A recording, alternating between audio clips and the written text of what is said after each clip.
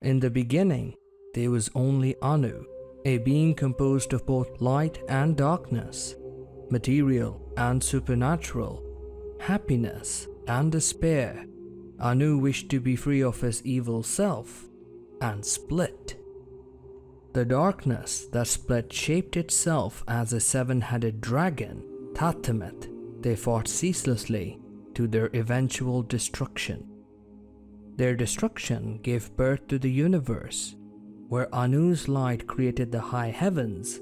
Tatamet's ashes gave birth to the burning hells, where his head separated into seven great evils. The high heavens and the burning hells waged a timeless war contesting for dominion, called the Eternal Conflict. Both sides fought for the possession of the World Stone housed in the Pandemonium, the domain formed from the violent end of Anu and Tatamet, granting its wielder the ability to shape reality and life, giving the power to create worlds without restriction. Inarius, an advisor to the Anigris Council, a council formed by 5 archangels who hold dominion over the high heavens. Inarius grew tired of this endless war and sought to end it. While in the burning hells, Lilith, the daughter of Mephisto, Lord of Hatred, one of the 7 great evils, was resentful of the eternal conflict and how her father and his brothers were too blinded to see it end.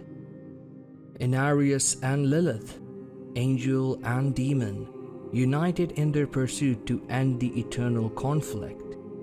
They lead a group of like-minded angels and demons to hide the World Stone from the high heavens and hell's observant eyes.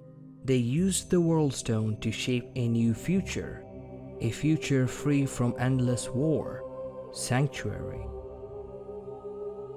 Sanctuary became home to many angels and demons exhausted from the never-ending war of the eternal conflict. Inarius and Lilith retired, along with others, and indulged in their sinful union now that they were free from the conflict. This union gave birth to the abominations called the Nephilim. These children to angels and demons would become the predominant people of Sanctuary. Inarius, among the other renegades, is alarmed about the eventual discovery of the Nephilim and Sanctuary. Many propose the annihilation of the Nephilim due to their nature to surpass both their lineage, but Inarius departs to reflect on the matter in solitude.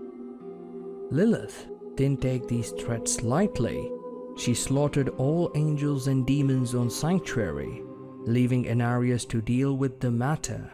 Inarius had promised he would never strike Lilith as his love for her burnt brightly.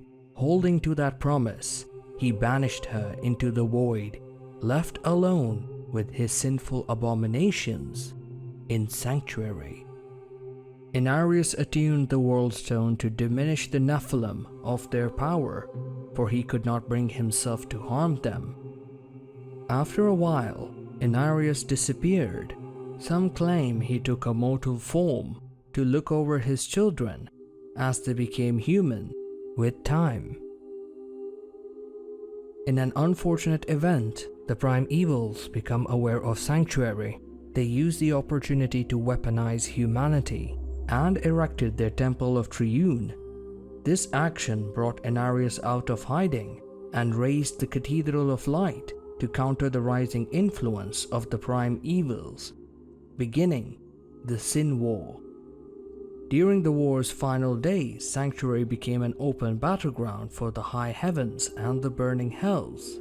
Still, unlike the other worlds created before, Sanctuary was left alone by the joint decision of the Anigris Council of the High Heavens and Mephisto of the Burning Hells, where they would watch humanity from a distance. The decision came at a cost. Inarius was gifted to the realm of hatred in the Burning Hells by the High Heavens, where he was tortured for the next 3,000 years. Diablo 4 begins 3,000 years after the Sin War and 30 years after Diablo 3.